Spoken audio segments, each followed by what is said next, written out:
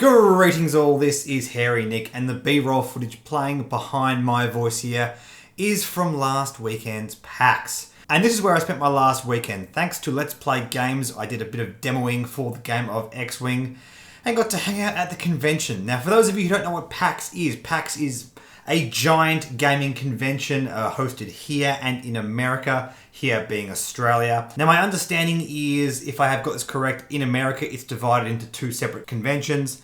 But here in Australia, we have one convention both for electronic gaming and tabletop gaming. And it is friggin' massive, as you can see here before you.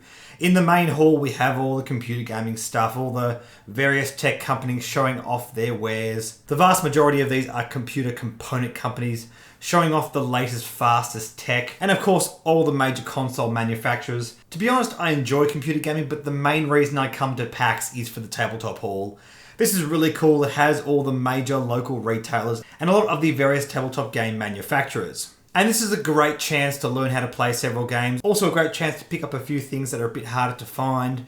Learn how to paint minis, all that kind of cool stuff. And it's just a really awesome vibe. Largely the ethos of PAX is putting all these different communities together, all the different sub-communities within all the various parts of the gaming world and putting them together. It's all about inclusiveness and sort of getting along together and having a great time gaming, which is what it's all about. It's the reason I love tabletop gaming so much. In this video, I'm going to show off a few things that I picked up from PAX, talk about a few games that I played. But first of all, I just want to say a huge thanks to Let's Play Games, Crystal in particular, if you're watching. Thank you so much for organising the weekend and sorting out all the X-Wing demos. Thank you so much for everyone that came and said hi to me and mentioned that you watched the channel. It was really cool to meet a lot of you.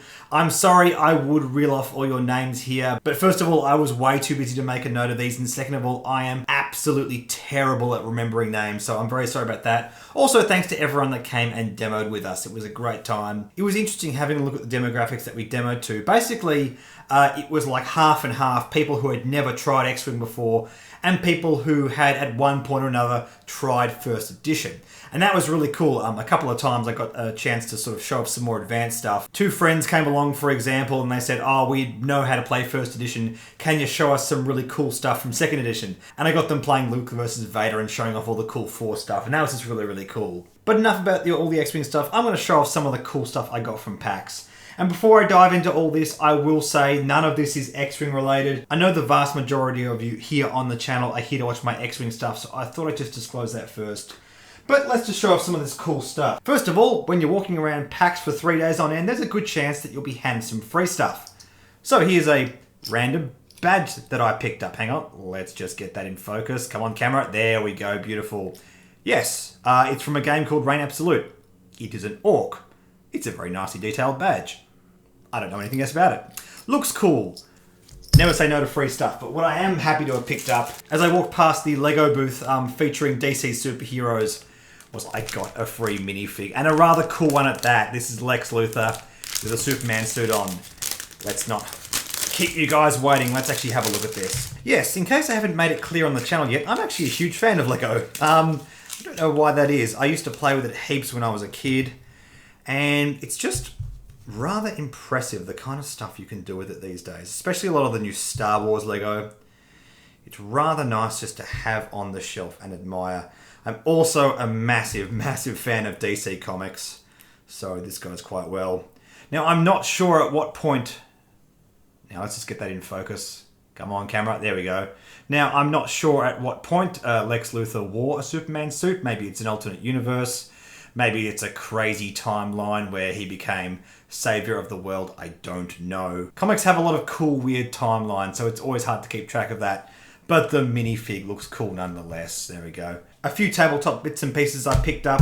I got these from the guys over at Tabletop Tokens. Now, if you guys have been on the channel for a while, I actually made a video on these last year. But to be fair, when I made that video, I didn't have this nice camera, so I might try and show these off. It's always annoying because whenever I look back at the pictures I've taken of these, they're not quite as brilliant as they appear in real life. But essentially these are these glass beads with like a glitter kind of solution to it. Now that's a black one, so it might come up very well with a solid metal back like that. Got some black ones and some green ones just for some general use. Thinking about using it with my Magic the Gathering games. There's a nice green one there. But yes, I made a video on these last year. They also custom make these tokens. They can insert an image into the back of this glass bead. And while I'm talking about that, why don't I show you that? In case you missed the video last year, I got a whole heap of these made on X-Wing tokens.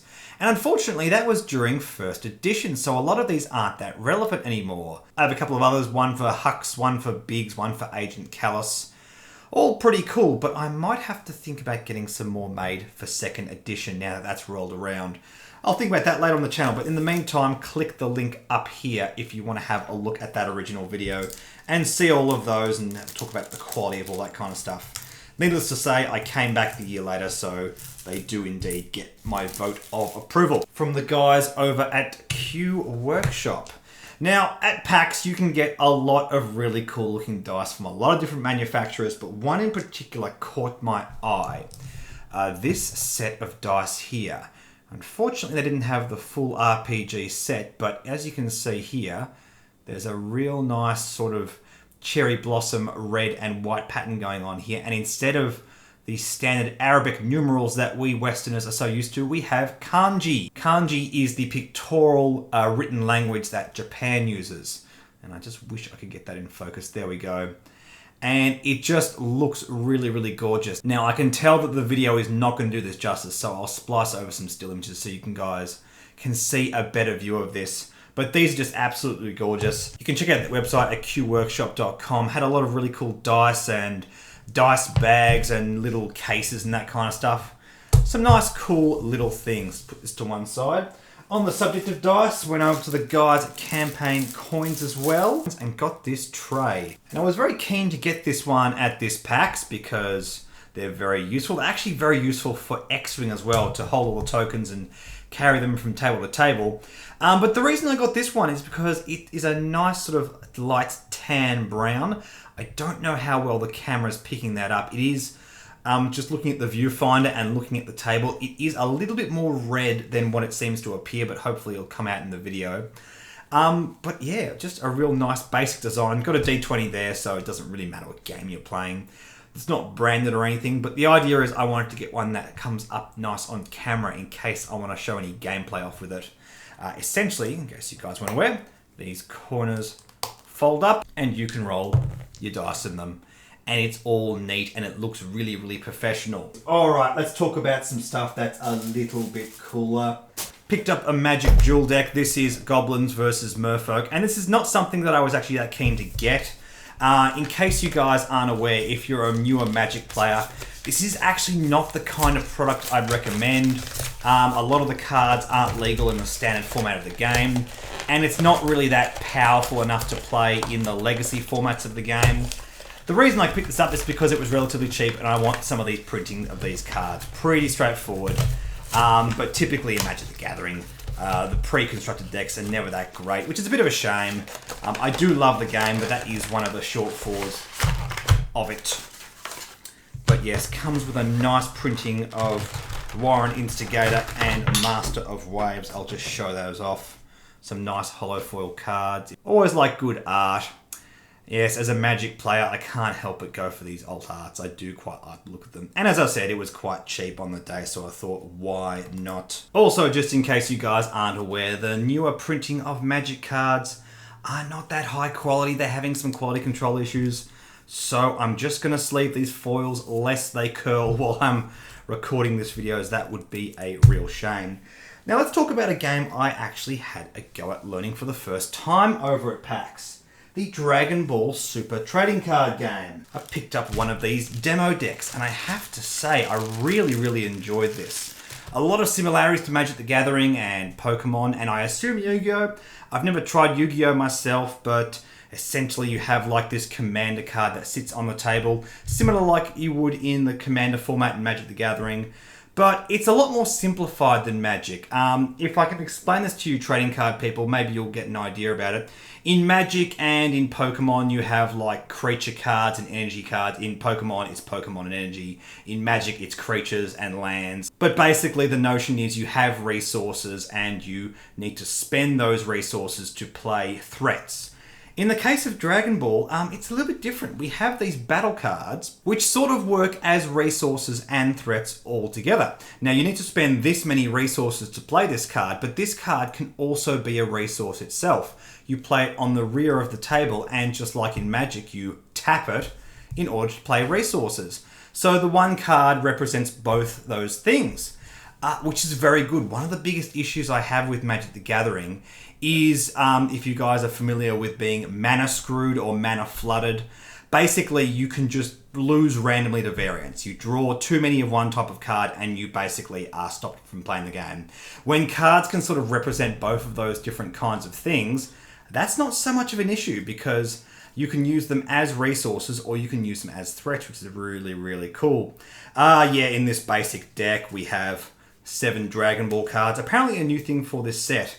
And the idea is you get your main character here, Sorbet. I actually haven't watched the Resurrection of Frieza yet. I'm guessing Sorbet summons Frieza, because when you get enough Dragon Balls into your discard pile, you can wish Frieza back to life, and you get to smack your opponent in the face with Frieza over and over again. Sounds really, really cool. I don't really know a whole heap about the game, but I thoroughly enjoyed demoing it. So much so that I picked up a deck. A real proper deck. Yes, this is Bardock, Goku's father, here on the front in Super Saiyan level 3 form. I don't believe that ever actually happened in the show. In fact, I get the impression that a lot of what's going on in the cards never actually happened. They're kind of like alternate reality kind of things.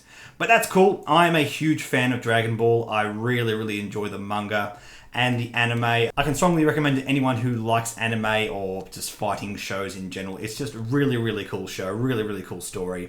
Let's crack this open and have a look.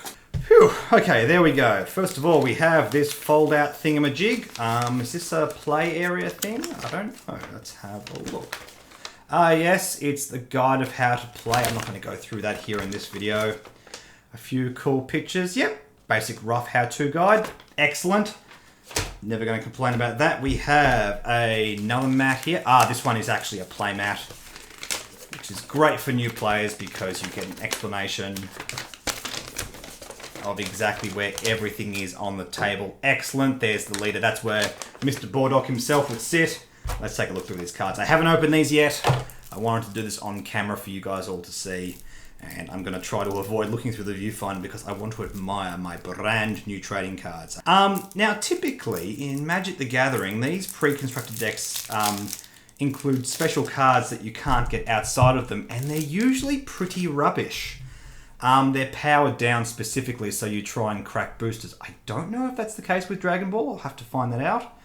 Nevertheless, that is a friggin' cool card. And, yep, there's the Masked Saiyan. Very nice. Ooh, and Trunks. Oh, that's nice. If nothing else, I don't know if I'll get heavily into this game, but these are some nice cards. Oh, okay, that's a foil version of these. Got a bunch of Trunks. Trunks is a cool character. I'm never going to complain about that. Mira. I don't know who Mira is. Son Gohan, Family of Justice. Energy Power Gotenks. Yeah, cool. Just like Magic the Gathering, they have colours, and colours sort of have different identities in the way they play the game. This is a green deck. If it's anything like Magic, it's going to have like massive, powerful characters and that kind of stuff. Supreme Kai of Time. Yes, I have to finish watching Dragon Ball Super. I actually just started the other day. Really awesome show. Love it a lot. And some kind of dark plot. Yes, very excited to learn about all this. Cool, awesome. Really dig these foil cards. If nothing else, that is going to look cool in a trade binder. Don't know if they're any good. I assume they're okay, maybe. I don't know, we'll find out. The stand I got these from, which was actually the Dragon Ball Super stand, had a deal on. If you bought one of these, you got a booster pack. So, I got a booster pack. Let's take a look at this. Again, seeing these for the first time. This is the World Martial Arts Tournament expansion. Now, if any of you guys play Dragon Ball Super in the comments, tell me if these are any good. Tell me if I got hosed and I'm just cracking a pack of absolute jank. Wow, these are really strong. Whew, we got there. So, a bunch of commons, uncommons, and a rare. What have we got? Yes, I see a shiny at the back, so that's going to be our rare. We got a Tien Shinhan, a Vegeta, Dabaru, Lord of the Underworld, Chi-Chi, Krillin, Spopovich, and Yamu. A Super Saiyan Gohani man, there we go. Some kind of Videl. A Risque Ran fan. 5,000 power, that sounds pretty decent. Now, how can I tell what rarity these are? Learning these things on the fly. I see, it's a C there. Maybe they're common. CC. There we go, yes, okay. So, different colours of commons. I guess that's for the colour of energy you need to spend. There's the announcer. That's awesome. You can fight with the announcer dude from the World Martial Arts Tournament. That's awesome. Now, the rare. I'm hoping for a Jackie Chun card because I do like Jackie Chun. Oh, it's Chi-Chi. Awesome. Fatal Reunion Chi-Chi. Oh, that was the end of Dragon Ball when she met up with Goku. At the beginning of Dragon Ball, Goku accidentally promises he'll marry Chi-Chi when they grow up, and right at the end of the show they meet up and get married at the martial arts tournament, which is a very fun story because the whole implication is Goku sort of accidentally did that, but because he's so noble he won't back out of a promise he made. He's a swell fella. That's a cool looking card. 10,000 power, I assume that's good. Sure, why not? Also, my announcer card's shiny as well. Don't know if any of these are any good. They look cool. The card quality, by the way, is very nice. Got a very sort of glossy satin finish. Feels like it's a bit better quality than Magic the Gathering, that's for sure anyway. Also, on top of all that, when you demoed the game, you got this Broly card, which is another leader card that flips over. There's Broly in his regular state, then he goes Super Saiyan and goes awesome. Now, this Broly, I believe, is the original Dragon Ball Z movie Broly, which they're going to actually remake. I don't actually think that this guy's canon anymore. They're going to sort of redesign him and put him in the new version of the show, which would be quite cool. Looking forward to that. The rarity PR, so premium, I guess that's only attainable through cons or demoing or something like that. Makes perfect sense, that's quite a common thing. And one last note on these Dragon Ball cards. As I was leaving the convention center, there was a guy with a big box of Demodex, just basically scooping them out and giving them away, trying to get rid of them before the con ended, and yeah, I got a couple more Demodex. I don't know, it might give one to Justin or whatever. Basically, in the demo deck that we already got from doing the demo, you pretty much have 4 copies of all the cards anyway, so I don't think there's any value from having multiples. But just in case there is, I have them, so that's pretty cool. And indeed, that's the haul I got from PAX this year. Always good fun. Now, I didn't want to spend a whole ton of money this year because in a couple of weeks, I'm actually traveling to Tokyo and I plan on spending a lot of money over there. So I didn't really want to splurge too much while I was at PAX. Nevertheless, it was all good fun. As PAX always is, guys, if you have the opportunity to go to it and you haven't yet, I can strongly recommend it. In the meantime, guys, thank you so much for watching. We're going to get the Hangar Bay video out real soon. I'm sorry it got put off, but with all the PAX stuff, I simply didn't have time to edit. In the meantime, thank you so much for watching. Like and subscribe. Like me on Facebook, follow me on Twitter and Reddit. Consider supporting my Patreon. Thank you so much to all of my patrons. I will catch you guys in the next video.